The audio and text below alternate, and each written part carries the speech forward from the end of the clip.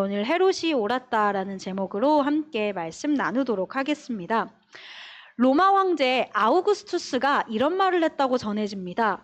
이 사람의 아들이 되는 것보다 이 사람의 돼지가 되는 것이 낫다. 빈칸에 들어갈 이 사람은 누구일까요?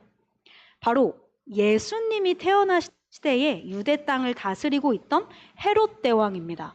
아우구스투스가 이렇게까지 말했던 이유는 헤롯이 가지고 있던 왕위에 대한 집착으로 인해 헤롯이 벌였던 끔찍한 일들 때문이에요.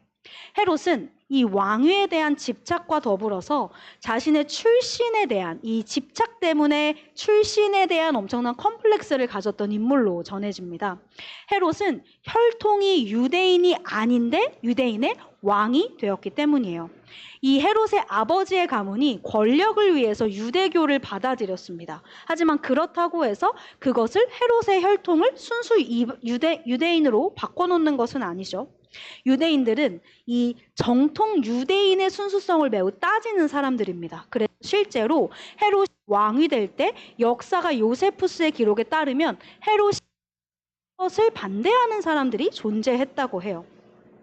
헤롯은 자신의 출신이 왕위를 위협하지 못하도록 여러 가지 수를 썼던 것으로 보입니다. 유대 순수 혈통인 하스몬 왕가의 딸인 미리암이라고 하는 여인과 일부러 결혼도 했대요. 여기까지만 쓰면 참 좋았을 텐데 안타깝게도 헤롯은 왕위를 지키기 위해 폭군으로 살아갑니다. 자신의 아내도 죽이고요. 아들들도 죽여요. 그래서 아우구스투스가 아들이 되는 것보다 돼지가 되는 것이 낫다라고 말했던 것이었죠. 그런데 이렇게 병적으로 자신의 왕위를 지키려 했던 헤롯 대왕이 유대를 다스리던 그때에 어떤 사건이 일어났다라고 성경이 기록하고 있나요? 마태복음 2장 1절과 2절을 제가 읽겠습니다. 헤롯 왕 때 예수께서 유대 베들레헴에서 나심에 동방으로부터 박사들이 예루살렘에 이르러 말하되 유대인의 왕으로 나시니가 어디 계시냐? 우리가 동방에서 그의 별을 보고 그에게 경배하러 왔노라 하니 유대인의 왕이자 온 세계의 왕으로 오신 분이 태어납니다. 그리고 동방에서 별을 연구하던 사람들이 이 왕을 찾아 예루살렘을 방문해요. 이 방문자들을 우리말 성경이 동방에서 온 박사들이라고 표현해서 우리는 이 사람들을 동방박사라고 부르죠. 동방박사들이 헤롯의 궁을 찾아가서 유대인의 왕이 어디서 났습니까? 물어본 것은 아닐 겁니다. 하지만 이 소문은 일파만파 빠르게 퍼져나가다가 헤롯에게까지 다다르게 돼요. 학자들은 이 소식이 사람들 사이에서 굉장히 빨리 퍼졌을 것으로 보는데요. 왜냐하면 이 당시 유대인들이 헤롯에 대해 가지고 있던 민심이 매우 안 좋았다고 합니다. 혈통부터 시작해서 모든 게 다 마음에 들지 않는데 지금 왕이 유대인의 왕이 태어났다고 하니 사람들이 얼마나 흥분했겠어요. 소식이 빠르게 퍼져나가고 결국 헤롯의 귀에까지 들리게 되는 거죠. 헤롯은 여기에 반응을 보입니다. 어떤 반응이었을까요? 우리 오늘 본문 3절을 함께 읽어보겠습니다. 시작. 헤롯 왕과 온 예루살렘이 듣고 소동한지라. 소동했다라고 말합니다. 이 소동은 흥겨운 소동이 아닙니다. 경악과 소동이에요. 마음의 불안함, 당황과 충격을 의미합니다. 헤롯이 이제까지 이 왕위를 지키기 위해 온갖 수를 다 썼는데 진짜 왕이 나타났대요. 자기가 평생을 노력해도 가질 수 없던 그 순수 유대인 혈통을 가진 사람이래요. 그 사람은 심지어 아마 헤롯은 이 소식을 듣고 몇 날 며칠 잠을 못 잤을 것 같습니다. 그리고 그 불안 끝에 마침내 헤롯이 선택을 내리죠. 7, 8절을 제가 읽겠습니다. 이 헤롯이 가만히 박사들을 불러 별이 나타난 때를 자세히 묻고 베들레헴으로 보내며 이르되 가서 아기에 대하여 자세히 알아보고 찾거든 내게 고하여 나도 가서 그에게 경배하게 하라. 헤롯이 알아보니까 구약 성경에 따르면 이 왕은 베들레헴이라는 데서 난대요. 그래서 동방 박사들 보냅니다. 그러면서 뭐라고 해요? 아기를 만나면 아기를 찾으면 나에게 꼭 와서 얘기해 주세요. 이유를 이렇게 설명합니다. 나도 그 왕에게 경배를 하려 합니다. 거짓말이죠. 그렇게 해서 아기를 죽이려는 시커먼 속내를 가지고 있습니다. 이 방법으로 자신의 왕위를 보전하려 합니다. 동방박사를 이용해 아기를 죽이려는 헤롯의 마음에는 지금 딱 하나만 있는 겁니다. 왕은 둘이 아니다. 오직 한 사람이다. 그리고 그 왕은 나다.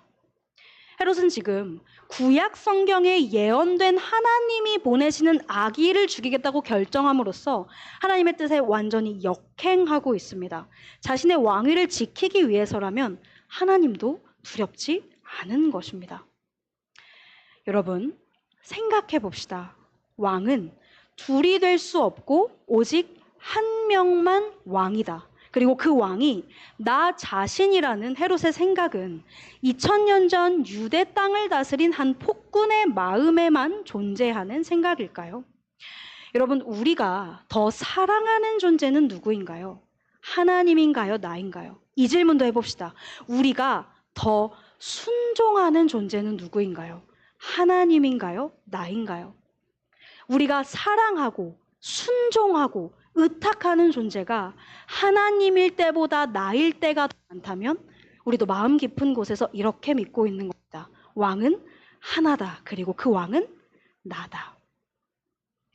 물론 우리가 예수님을 믿고 있습니다. 하나님께 감사해서 눈물 흘리는 날도 있고요. 하나님 사랑한다고 고백하는 날도 있습니다. 우리 인생의 모든 날을 모든 일에서 하나님을 왕으로 모시지 않는 건 아닐 겁니다. 하지만 하나님을 왕으로 모시지 않고 있는 어떤 일들, 어떤 영역, 어떤 사건, 어떤 인간관계, 어떤 감정이 우리 안에 존재한다는 것이죠. 신앙생활도 내가 왕일 때가 많습니다. 한 가지 예를 볼까요?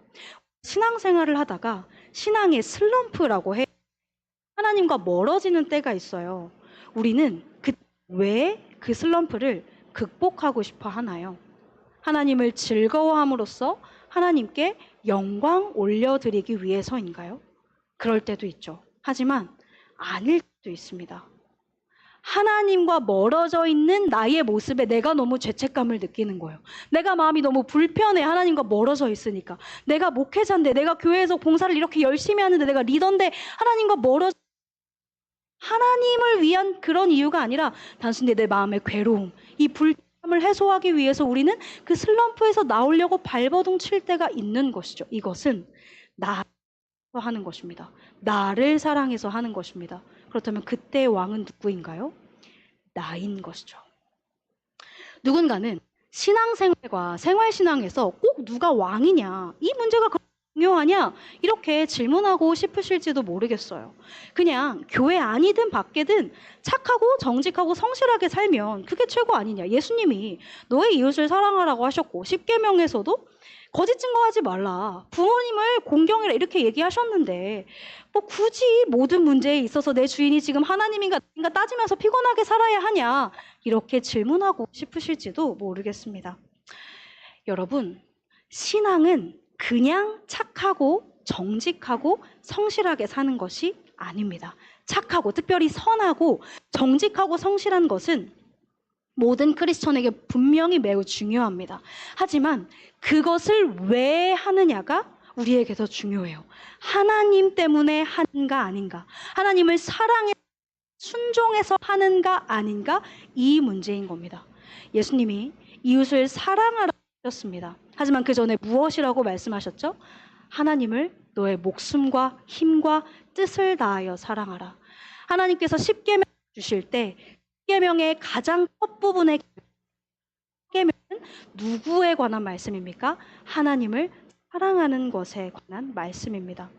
성경에 많은 인물들이 많은 일을 했습니다. 그런데 많은 경우 이 문제에 걸려 넘어져요. 하나님을 사랑해서 한 것이냐 아니냐. 다윗 왕이 인구조사를 했습니다. 우리나라도 인구조사 하잖아요. 그래서 뭐 인구가 얼마나 됐는지 잘 알아야 뭐 정책도 더 좋은 걸 하고 복지 정책도 좋은 걸 하고, 그래서 이게 왜 나쁜 거지 생각했는데 잘못됐대요. 왜 잘못된 것이죠? 다윗이 자신을 위해 했기 때문입니다. 내가 얼마나 훌륭한 왕으로서 우리나라를 잘 다스렸는지 자기의 만족감을 위해 다윗은 인구조사를 했습니다. 사울 왕이 전쟁을 앞두고 제사를 드렸을 때 하나님이 기뻐하시지 않았던 일도 마찬가지입니다. 예수님께서 바리새인들의 금식을 비판하신 것도 맥락을 같이 합니다.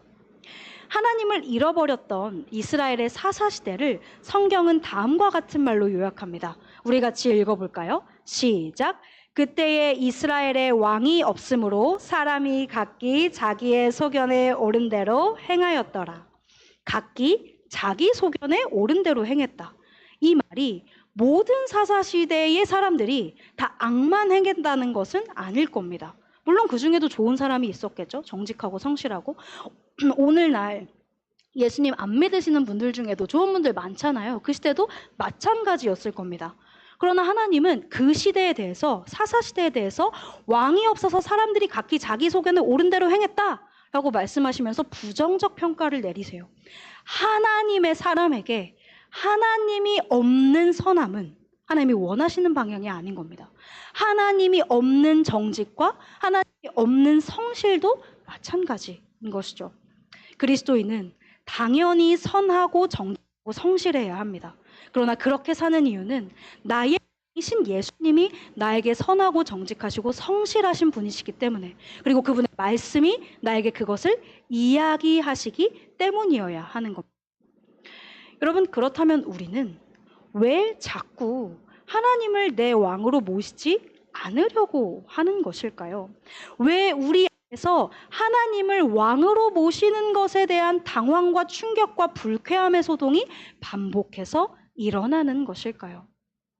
하나님의 왕 되심에 대한 우리의 오해 뿐인 것 같습니다.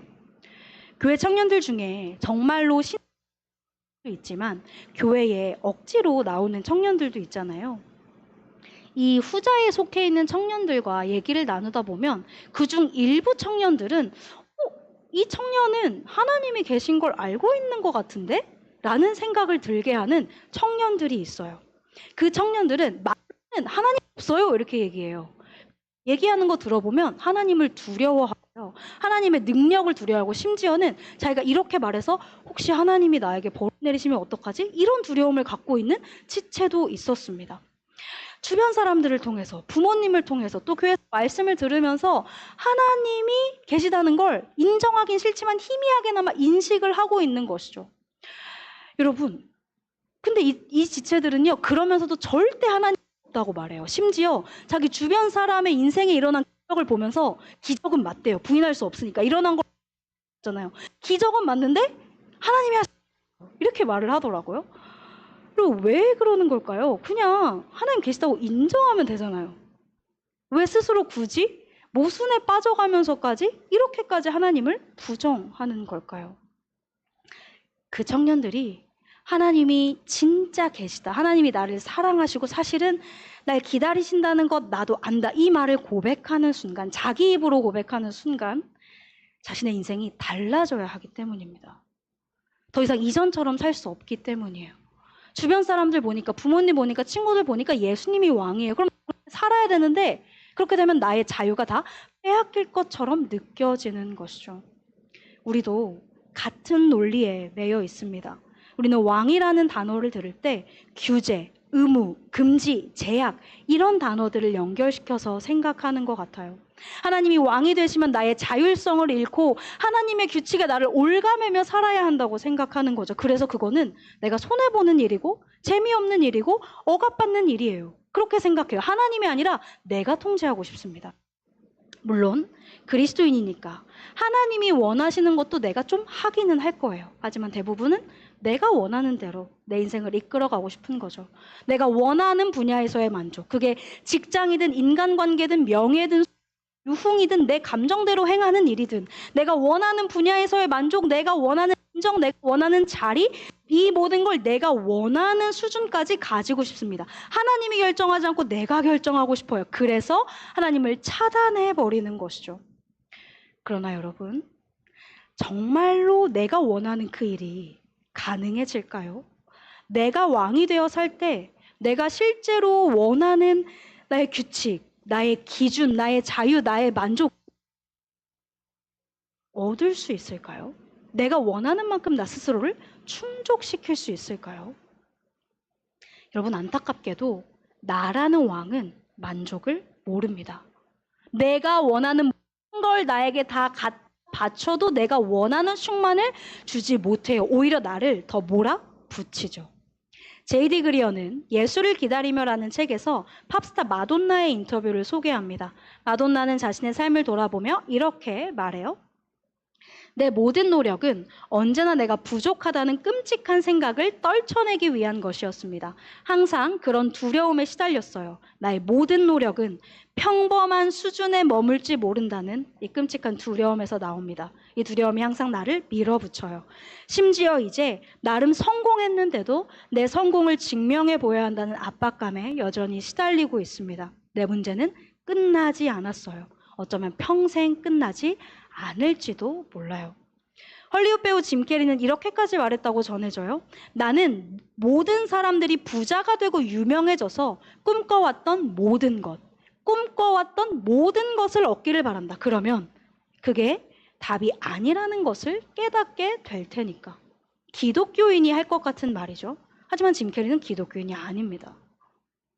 여러분, 이상하지 않나요? 나라는 왕을 너무나 사랑하고 순종했어요. 애지중지 아꼈어요. 나를 위해 모든 걸 다 했어요. 내가 원한 대로 다 했어요. 그런데 왜 이런 결말일까요? 그런데 왜 여전히 허기지고 내 인생이 너무나 피곤하게 느껴질까요? 나라는 왕은 결코 만족을 모르는 존재이기 때문입니다. 애초에 나는 불완전해요. 나는 죄인입니다. 예수님을 거부했던 헤롯을 봅시다. 그는 자신의 왕위를 지키기 위해 고군분투했어요. 그러나 결국 그 일은 자신의 내면을 파괴하고 스스로를 파국으로 몰고 가는 일이었습니다.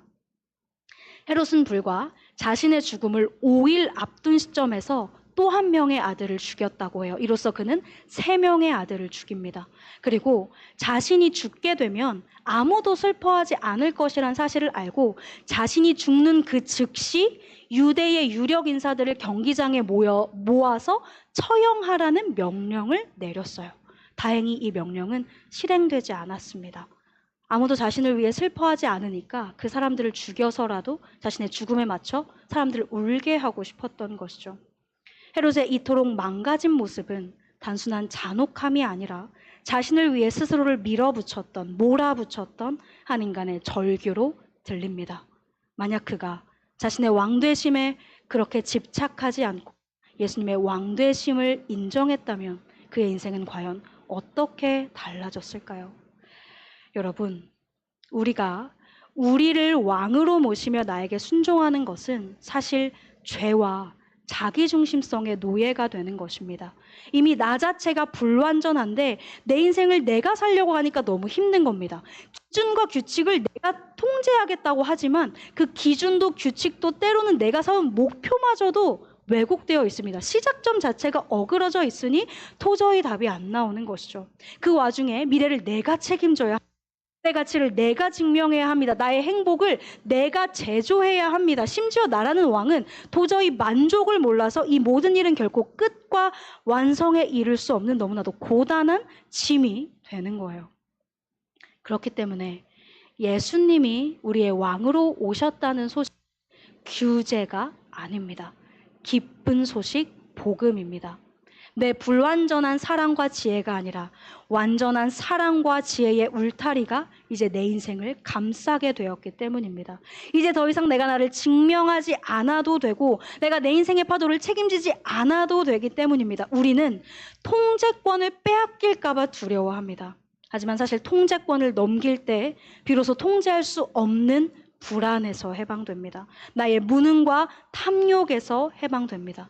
예수님의 왕되심은 이제 진짜 왕이 나타나셨기에 가짜 왕인 나는 은퇴해도 된다는 해방의 기쁜 소식인 것이죠.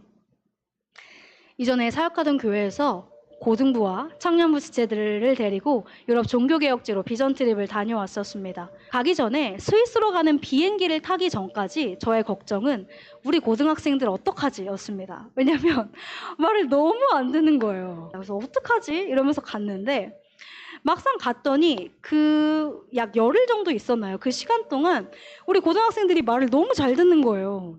이거를 하라고 하면 하고, 하지 말라고 하면 안 하고, 내일 이거 준비물 꼭 챙겨오세요 하면 다 챙겨오고, 너무 말을 잘 들어서 그 변화가 좀 너무 경이로웠거든요. 그래서 생각해 말을 잘 들을까. 그러다가 이런 생각이 들었습니다. 당시 우리 고등학생들은요, 인솔자로 같이 간 그 목회자들이 자기의 생명줄인 거예요. 한국에서는 뭐 말을 안 들어도 우리 동네예요. 모국어예요, 한국어. 무슨 일 생기면 엄마 아빠가 바로 달려오실 수 있어요. 근데 외국에 갔어. 말이 안 통해요. 길도 몰라요. 구글맵 보는 거 너무 어려워요. 그렇기 때문에 저 인솔자의 말을 듣지 않으면 국제적으로 방향과 길과 숙소와 고향까지도 잃어버릴 수 있는 절체절명의 위기의 순간에 처할 수가 있는 것이죠. 여기에 더해서 더 본질적인 이유는 따로 있습니다. 아이들이요, 인솔자를 따라갈 때 단순한 생존을 넘어서 자신들이 자유를 누릴 수 있다는 사실을 깨달아요. 만약 우리 아이들이 자기 고집대로 그 낯선 스위스 골목을 헤맸다면 어떻게 됐을까요? 그 시간은 여행이 아니라 생존 투쟁이 됐을 겁니다. 하지만 인솔자를 신뢰하는 순간에 아이들은 길 찾기, 숙소 찾기, 밥집 찾기, 외국 소통이라는 짐들에서 된 것이죠. 비로소 아이들은 그 스위스의 아름다운 길거리를 즐기고요. 만드신 자연을 보고 그 땅에 이루신 하나님의 역사를 보며 순례의 기쁨을 누릴 수가 있었던 것이죠. 우리의 인생도 그런 것 같습니다. 우리는 내가 왕일 때 수없이 길을 잃습니다. 수없이 방향을 잃고 숙소를 잃습니다. 눈이 안 보이는 채로 스스로를 인도하는 어리석음에 여러분, 그런데 우리는 더 이상 그렇게 살지 않아도 되는 겁니다. 예수님의 오심을 예언한 이사야 선지자는 예수님에 대해 다음과 같이 이야기합니다. 우리 이사야 9장 6절 말씀 같이 읽어보겠습니다. 시작! 이는 한 아기가 우리에게 낳고 한 아들을 우리에게 주신 바 되었는데 그의 어깨에는 정사를 메었고 그의 이름은 기묘자라 모사라 전능하신 하나님이라 영존하시는 아버지라 평강의 왕이라 할 것임이라. 우리의 왕은 기묘자 모사입니다. 이것은 우리의 길을 아시는 분, 우리의 길을 만드시는 분이라는 의미를 가지고 있습니다. 그런데 이렇게 길을 이끄시는 하나님이 우리를 이끄시지 못할 순간이 없어요. 왜입니까? 그분은 전능하신 동시에 가장 좋으신 아버지가 되기 때문입니다. 나는 못합니다. 나는 제한적이고요. 나는 문제 앞에서 포기하고 나는 길을 찾을 수 없고 주저앉고 무지합니다. 하지만 하나님은 그 모든 것에 반대가 되시는 것이죠. 그렇기에 여러분, 우리가 2025년 성탄절을 맞이하며 왕이 되기 위해 오신 예수님 앞에 보여야 하는 우리의 반응은 소동이 아닙니다. 우리 본문 9절과 10절 함께 읽어보겠습니다. 시작! 박사들이 왕의 말을 듣고 갈새 동방에서 보던 그 별이 문득 앞서 인도하여 가다가 아기 있는 곳 위에 머물러 서 있는지라. 그들이 별을 보고 매우 크게 기뻐하더라. 동방 박사들이 보고 매우 크게 기뻐했대요. 10절에 이 표현이 되게 재밌지 않나요? 매우 크게 기뻐했다. 헬라어 표현과 영어 표현도 동일하게 쓰여 있습니다. 광조와 과잉의 표현이에요. 기쁨을 주체하지 못하는, 기쁨이 터져나오는 모습입니다. 여러분, 우리가 우리의 올 한 해를 생각해 보면 좋겠습니다. 우리는 이 한 해를 하나님과 나 사이에서 누구를 중심으로 살아왔을까요? 찬양팀 기프티드 찬양 중에 내 몸은 구주의 성전인이라는 찬양이 있잖아요. 아시는 분들도 계실 것이고 아직 안 들어보신 분들도 계실 텐데 한번 안 들어보셨으면 들어보시길 추천드립니다. 찬양 되게 좋아요. 그래서 제가 이 찬양 들으면서 최근에 이제 되게 많이 들으면서 다녔었거든요. 근데 되게 흥겨운 찬양이에요. 그래서 막 신난단 말이에요. 근데 어느 날 제가 이 찬양을 듣는데 되게 하나님께 좀 부끄럽더라고요. 내가 이 가사대로 살지 못한 것 같은데 내가 이 찬양을 이렇게 고백을 해도 되는 것일까? 특별히 저를 찔렀던 가사는 주여 높임을 받으소서 모든 영광과 찬송을 하나님께, 이 가사였습니다. 너무 하나님께 부끄러웠어요. 여러분, 우리의 2025년은 어땠나요? 나를 왕으로 섬기고 있었다면 그 결과는 어떤 것 같나요? 예수님의 왕되심이 가져오는 모든 속박과 강박과 집착과 균열과 죄악과 상실과 자책으로부터의 자유를 경험할 때 우리는 진정으로 하나님 앞에서 그분의 왕되심을 기뻐할 수 있습니다. 성탄절을 4일 앞둔 이 시점에 우리는 우리의 남은 한 주를, 이 남은 사이를 우리의 삶을 돌아보며 성탄절을 기다려야 할 것 같아요. 혹시 내가 무언가를 놓치며 살지는 않았는지, 혹시 그랬다면 내가 무엇을 다시 찾고 회복해야 할지 하나님과 이야기하는 한 주가 되어야 할 것 같습니다. 말씀을 맺겠습니다. 헤롯은 동방박사를 베들레헴으로 보내며 속으로 외쳤습니다. 왕은 하나다. 맥스 루케이도는 예수가 선택한 십자가에서 이렇게 말합니다. 헤롯이 옳았다. 왕은 하나다. 사랑하는 여러분, 우리에게, 저와 여러분에게 왕은 오직 한 분입니다. 그분께 왕의 자리를 돌려드리는, 그분의 왕되심을 경험할 수 있는, 그리고 그래서 그분의 왕되심을 기뻐하는 이번 한 주 되시길, 또 성탄절 되시길 예수님의 이름으로 축복합니다.